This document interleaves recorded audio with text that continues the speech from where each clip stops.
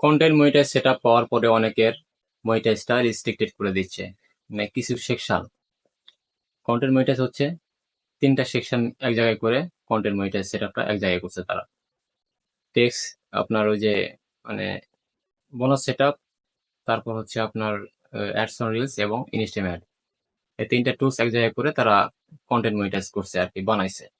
তো যাই হোক, আপনি যদি text post, photo post directly Facebook থেকে কপি করে পোস্ট করেন, তাহলে আপনার ওই বোনাস সেটআপটা লিমিট করে দিবে।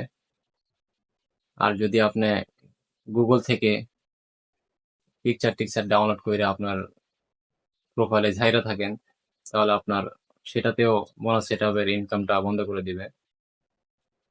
আর রিলস ভিডিও যদি আপনার, অনেকে আছে আপনার ওই যে সরাসরি নিজের টিকটক থেকে নিজের ভিডিও কিন্তু টিকটক থেকে ডাউনলোড করে ফেসবুকে আপলোড করে দিছে, কিন্তু সেখানে সমস্যা কি, ওই যে টিকটকের যে লোগোটা অনেকে থাকতেছে, ওই লোগোটা থাকার কারণে কিন্তু আপনার রিলস ভিডিও মনিটাইজটা আপনার লিমিট করে দিবে। মানে আমি করি বা আপনি করেন, যেই করবে তার মানে রিলস মনিটাইজটা কিন্তু লিমিট করে দিবে।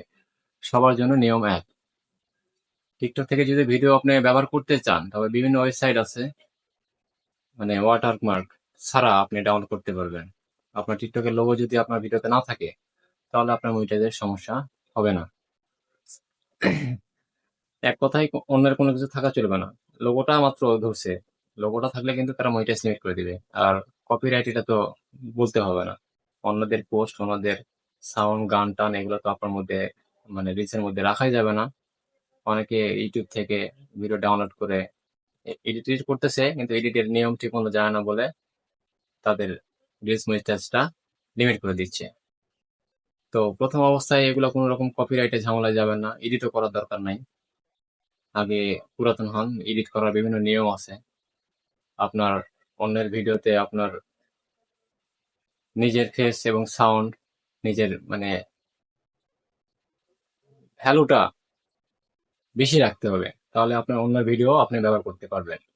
সেগুলো অনেক নিয়ম আছে, এগুলোর মধ্যে এখন যাওয়ার দরকার নেই। কন্টেন্ট মনিটাইজ সেটআপ বা যে কোনো মনিটাইজ টুলস পাওয়া তো অনেক কষ্টের ব্যাপার, অনেক পরিশ্রম করতে হয়। আর সেটা পাওয়ার পর যদি আপনি হারায় ফেলেন, তাহলে মনটা খুবই খারাপ হয়ে যাবে। সবচেয়ে বড় ব্যাপার হচ্ছে আপনি মনিটাইজটা যখন তারা লিমিট করে দিবে, বুঝছেন, ওটা কিন্তু খুব সহজে তারা ঠিক করে দেয় না। এখন তো ওই যারা সরাসরি ফেসবুক টিমের সাথে কথা বলতেছে লাইভ চ্যাটে, তারা 7 দিন বা 21 দিন এরকম, মানে 1 মাসের মধ্যে মোটামুটি ঠিক করতে পারতেছে। কিন্তু যাদের লাইভ চ্যাট করার মতো ব্যবস্থা নাই, তাদের কিন্তু অনেকের 1 মাস, 2 মাস, 3 মাস, 4 মাসের সময় লেগে যায় মনিটাইজটা ঠিক করতে। তো কি দরকার আছে, নিজের প্রোফাইলে কষ্ট করে কাজ করবেন, আর অন্যের পোস্ট গুলা আপনার প্রোফাইলে আপলোড করে আপনি লিমিট খাইবেন, মনিটাইজ দরকার নাই। যা কিছু পোস্ট করবেন সম্পূর্ণ নিজের ফোনের যে ক্যামেরা আছে, ক্যামেরা দিয়ে আপনি ভিডিও রেকর্ড করবেন, সাউন্ড রেকর্ড করবেন রিল ভিডিও বা লং ভিডিওর জন্য। আর ফটোর জন্য নিজের ফোনের ক্যামেরা দিয়ে ফটো শুট করে আপলোড করবেন। টেক্সট পোস্ট কোথা থেকে কপি করা যাবে না, আপনার মনে যেটা চাই আপনি সেটা লিখবেন, কোনো রকম কপি পেস্ট করবেন না। অন্য কোনো কোথাও থেকে কপি করে পেস্ট করলে ওইটা একটা লিঙ্ক থেকে যায়, ওটা ফেসবুক অ্যালগরিদম বুঝতে পারে। তো আশা করি কেন মনিটাইজ লিমিট হয়ে যায়, এগুলা ব্যাপারটা সংক্ষিপ্তভাবে আপনাদেরকে বুঝাতে পারছি। এক কথায় সম্পূর্ণ নিজের পোস্ট রাখবেন আপনাদের প্রোফাইলে, কখনো আপনার মনিটাইজ লিমিট হবে না।